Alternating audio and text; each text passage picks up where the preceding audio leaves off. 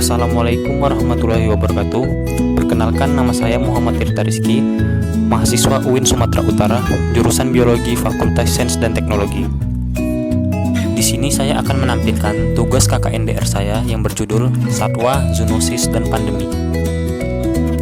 Nah, seperti yang kita ketahui bahwa kata pandemi sekarang sedang hangat dibicarakan akibat adanya wabah virus baru yaitu COVID-19. Pertama, saya akan menjelaskan apa maksud dari kata satwa, zoonosis, dan pandemi. Satwa merupakan organisme eukariot yang membentuk kingdom Animalia dan merupakan padanan kata dari binatang ataupun hewan. Sedangkan zoonosis merupakan penyakit menular yang disebabkan oleh virus, bakteri, protista, ataupun prion-prion yang menyebar dari hewan atau bertransmisi dari hewan ke manusia. Sedangkan pandemi merupakan epidemi atau wabah penyakit yang menyebar di wilayah luas seperti beberapa benua ataupun di seluruh dunia. Lalu, apa sih hubungan ketiga hal tersebut? Satwa, zoonosis, dan pandemi merupakan tiga hal yang tidak dapat dipisahkan dan berkaitan erat. Nah, satwa sendiri merupakan inang ataupun host bagi jamur, virus, bakteri, ataupun patogen-patogen penyebab zoonosis lainnya. Lalu, patogen-patogen penyebab zoonosis ini pindah ke tubuh manusia dengan cara manusia yang berinteraksi dengan hewan. Akhirnya, dari manusia ke manusia, penyakit ini menular sehingga menyebabkan epidemi dan akhirnya meluas menjadi pandemi. Lalu, apa sih sebabnya sampai penyakit ini dapat muncul ke dunia? Seperti yang kita ketahui bahwa penyakit zoonosis ini ditularkan oleh bakteri, virus, patogen ataupun jamur-jamur yang terdapat pada hewan dan ditularkan kepada manusia dengan berbagai cara, misalnya dengan gigitan serangga ataupun hewan, dengan mengelus ataupun memegang cairan-cairan pada tubuh hewan, ataupun dengan mengonsumsi hewan-hewan liar.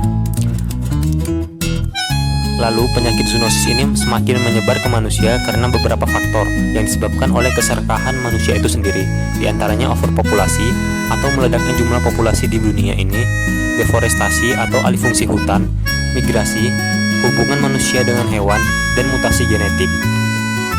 Lalu pertanyaannya, mengapa patogen zoonosis ini dapat berpindah ke tubuh manusia?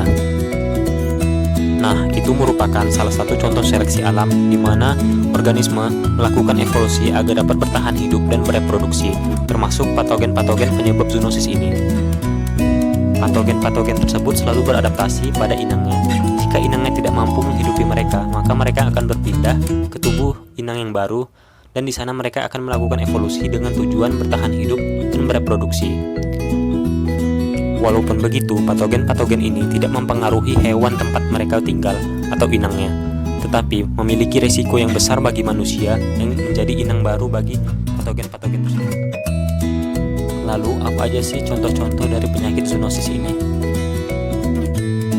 Contoh penyakit zoonosis sendiri cukup banyak, karena hampir 60% penyakit menular adalah zoonosis. Nah, berikut adalah contoh-contohnya. Contoh penyakit zoonosis cukup banyak, baik yang disebabkan oleh hewan liar ataupun disebabkan oleh hewan peliharaan atau hewan domestik. Di antaranya yaitu COVID-19 yang kita alami sekarang ini, yang disebarkan melalui kelelawar dan disebabkan oleh novel coronavirus.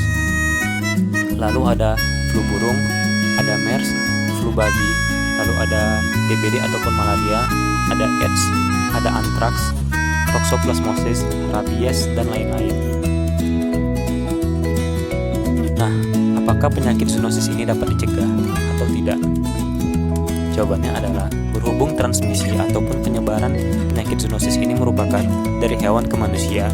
Jadi, salah satu pencegahannya yaitu menghindari atau mengurangi kontak langsung dengan hewan liar.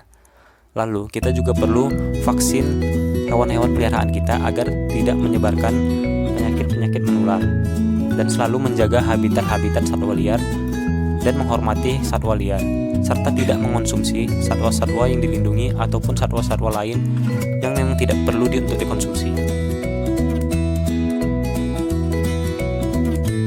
Kemudian pertanyaannya, apakah pandemi akibat zoonosis ini akan terus terjadi? Jawabannya bisa dikatakan iya, karena bagaimanapun pandemi merupakan masa depan manusia. Hal ini dikarenakan oleh beberapa hal. Yang pertama, hubungan antara hewan dan manusia yang cukup erat dan tidak mungkin dapat dipisahkan. Yang kedua, perubahan-perubahan lingkungan yang cukup signifikan yang memicu munculnya zoonosis-zoonosis baru atau emerging zoonosis, ataupun dapat memunculnya zoonosis yang telah lama hilang dan muncul kembali atau re-emerging zoonosis. Dan yang ketiga, pola wabah zoonosis ini memiliki kemungkinan besar menjadi pandemi karena patogen-patogen ini mampu menyebar secara luas, bermutasi secara cepat, dan mempunyai inang yang banyak. Nah, maka dari itu kita sebagai mahasiswa perlu menjaga lingkungan dan menghormati satwa-satwa liar agar penyakit zoonosis ini tidak muncul kembali dan menjadi pandemi seperti sekarang ini.